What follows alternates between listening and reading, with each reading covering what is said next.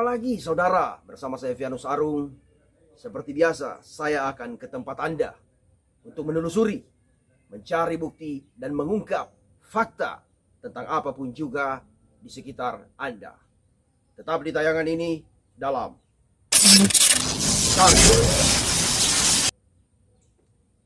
Kita masih di Pulau Buton, akan menuju Kecamatan Kapuntori, akan mengkonfirmasi pada pihak UPTD KPH Unit 1 Kapuntori perihal 4 buah truk pengangkut hasil illegal logging yang kabarnya telah dibuatkan berita acara penyerahan barang bukti.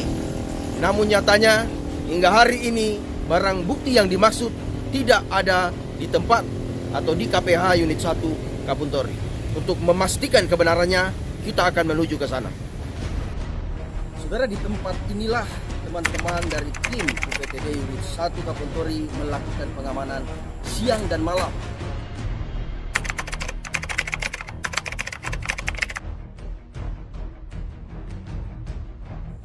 Begini Pak, saya minta maaf sebelumnya kebetulan Kepala KPS ini berada di kota.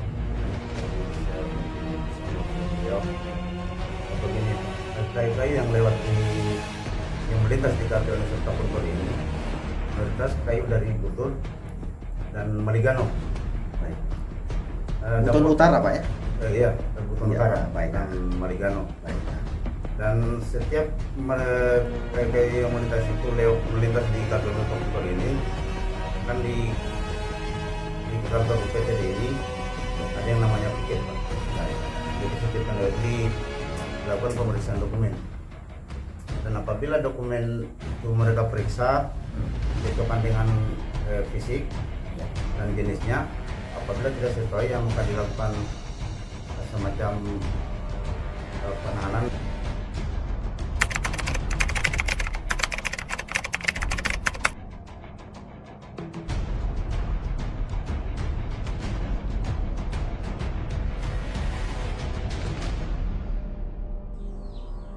Memang di sini ada yang aneh.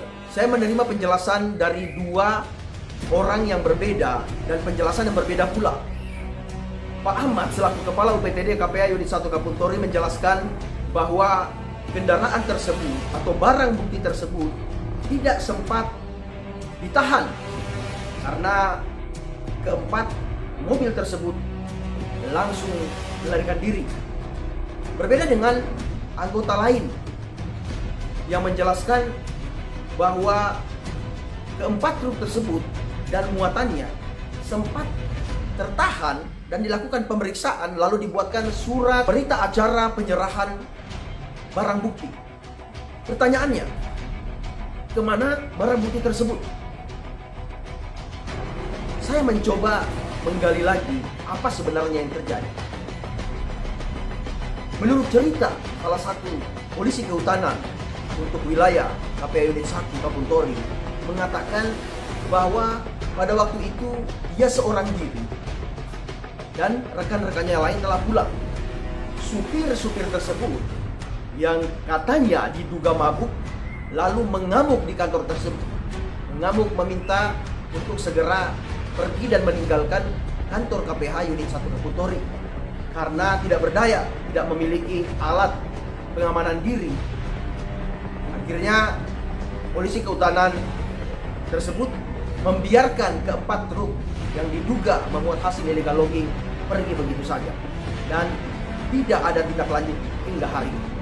Salah satu polisi kehutanan menjelaskan bahwa pihaknya telah berkoordinasi, mencoba melakukan koordinasi dengan KPH unit lain yang berada di wilayah Kota Madya. Jawaban yang diberikan oleh KPH wilayah Kota Madya bahwa mereka harus melakukan dulu koordinasi bersama pimpinan mereka. Dalam hal ini, Kepala UPTD KPH Unit 5 Wakonti.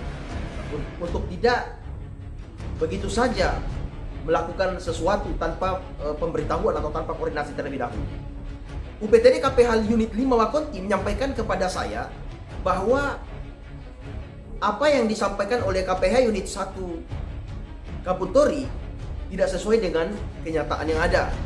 Mereka menyebutkan bahwa pihak KPH Unit 5 tidak mau bekerja sama atau KPH unit yang lain tidak mau bekerja sama. Waktu itu salah satu polisi kehutanan yang kebetulan dihubungi dari KPH Unit 1 dan menghubungi polisi kehutanan KPH Unit 5 Wakonti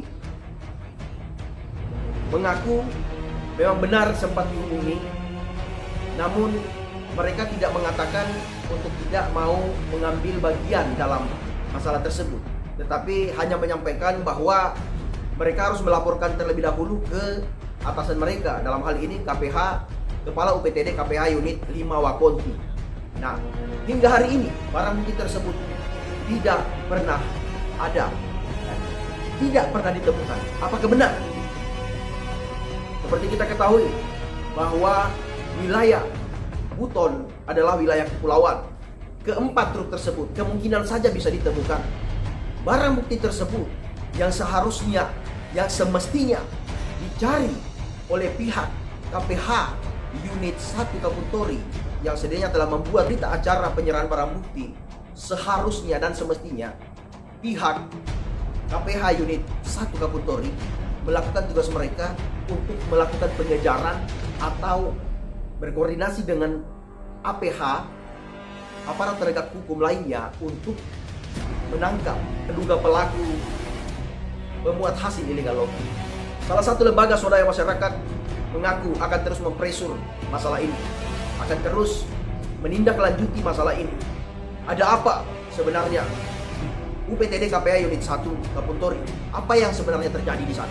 Saya sudah mencoba menelusuri, namun apa yang disampaikan oleh anggota KPH Unit 1 Kapuntori tidak sesuai dengan barang bukti yang kami temukan dalam bentuk dokumen di lapangan.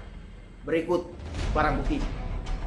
Menurut bukti dokumen yang kami dapatkan di lapangan, rupanya keempat truk tersebut memang sempat diberhentikan, sempat terjadi dialog antara supir yang diduga memuat hasil illegal logging bersama dengan polisi kehutanan, dan sempat terjadi pembuatan berita acara penyerahan barang bukti di sana.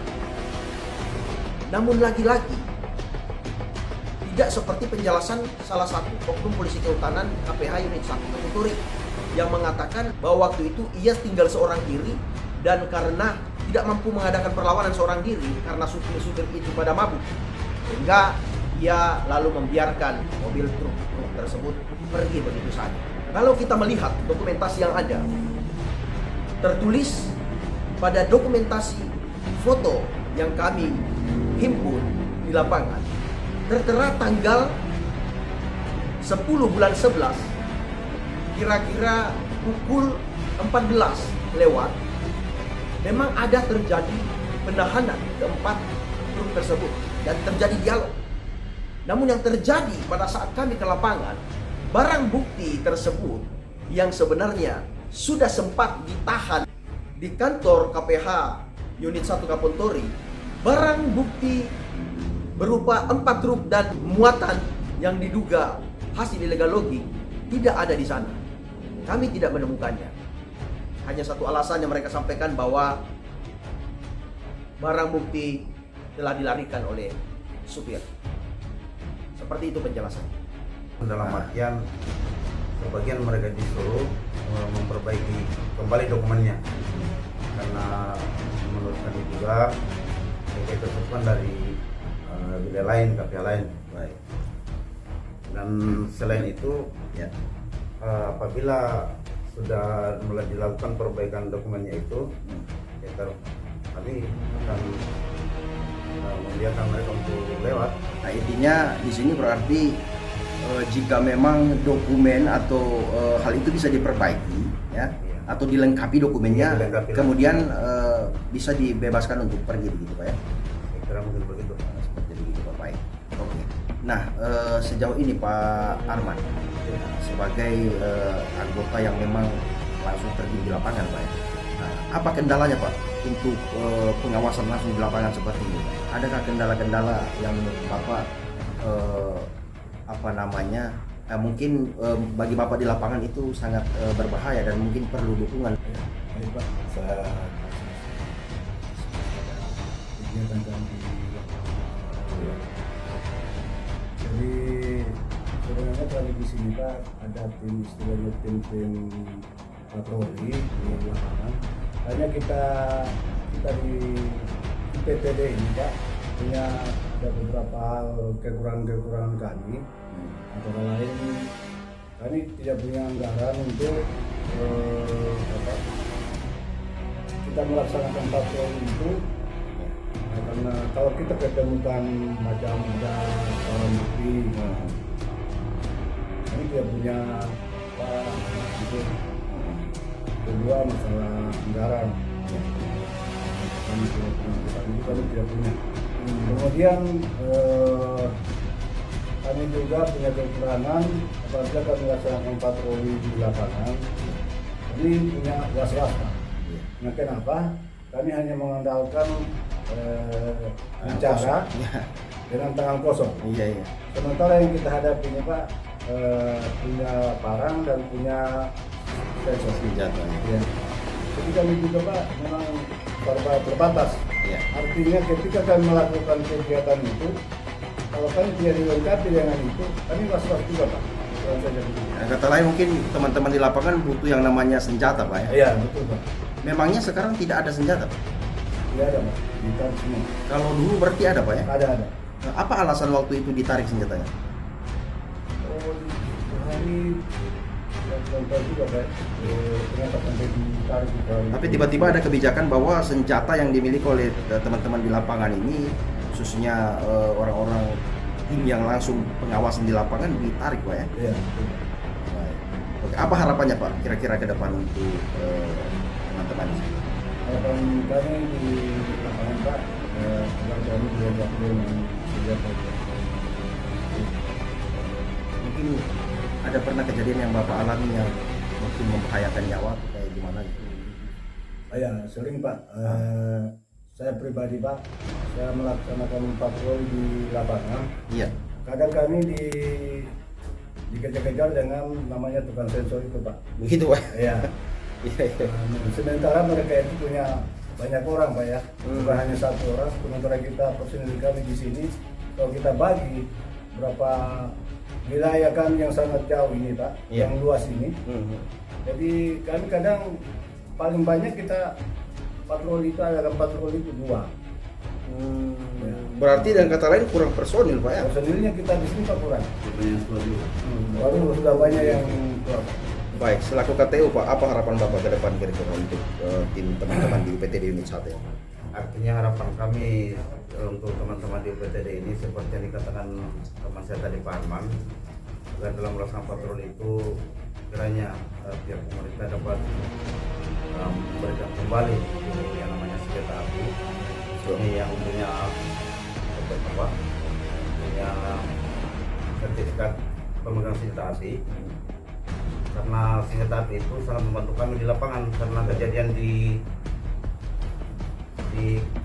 desa kami lantai itu Pak, pada saat kami melaksanakan tugas ada mencantumkan pikul entah masyarakat kayak apa namanya membawa barang di lokasi, Mengintervensi begitu ya Pak? seperti itulah Pak. Baik. Terpaksa waktu itu saya menghubungi KP Unit 58 agar membantu kami satu titik senjata. Dalam beberapa menit kemudian muncullah itu teman dari Bakonti yang nama Laudi Asrin. Sehingga kami merasa terlindungi saat itu karena tukang pikul ataupun mungkin Tukang sensor. langsung melarikan diri Pak. Harapan kami lah senjata itu untuk kegiatan di lapangan.